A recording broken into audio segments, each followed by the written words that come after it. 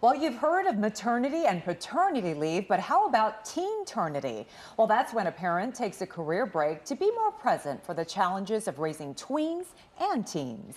Parenting journalist Donna Tetreault is here to discuss the growing trend for families. And good morning, Donna. Good morning. Good Happy morning. 4th. Happy 4th. Now, you have a 16 and 17-year-old who I'm assuming are sleeping. They are. Yeah, for several more hours. Right. I have a almost 15-year-old and 11-year-old twins, so we are in it. We are so deep in it. And you think when you first have kids, like this is the hardest part. And everybody who has older kids is like, just you wait. Oh no, right. So talk about why parents now are taking a step back versus when they're babies. There is this trend and it's growing. It's because of our mental health crisis that our kids are facing. And so what we know from research right now, kids who suffered a huge mental health crisis, 13% of those parents actually quit their jobs. Wow. And that can be, they're also really expensive when they're that age. Absolutely. Yes.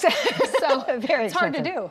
do. You know, Donna, taking a leave to raise teens isn't just about driving them to and from practice. You said your sons play sports, so a very busy mama there. Talk about other crucial needs that teenagers now face and why parents need to be flexible.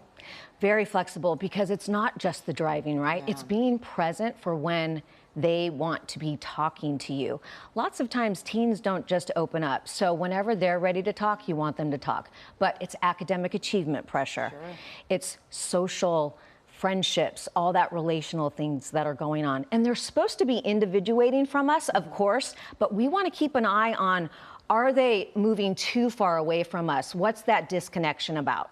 So there's going to be people watching, and myself, like I'm not going to be able to step away from my career when my kids are teens. So what can we do as parents if we can't actually say, okay, I'm going to leave my job, but we want to give our kids more during this crucial time for their mental health? That's such a great question, and that's an issue with employers. We need to really kind of refocus our culture on, you know what, shared time, right? Being able to work from home for things that, we don't really have to necessarily be in the office, having more of a balanced lifestyle. But for people who can't, so many people can't back away, like you said, it's being present, really being open for that engagement. And it's really essential that kids know that they can come and talk to you, because when they're ready to talk, you've got to be there. They've got to be able to communicate to you and know that you're a safe space. And of course, it's always at bedtime. 10 o'clock is when they want to talk. Absolutely. You're totally right.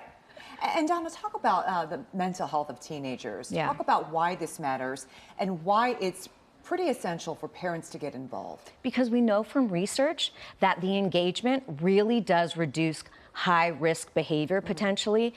Being just that steady space for your kid, for your teen, letting them be who they're supposed to be, but being there. And so we do know from research, more engagement, less risks.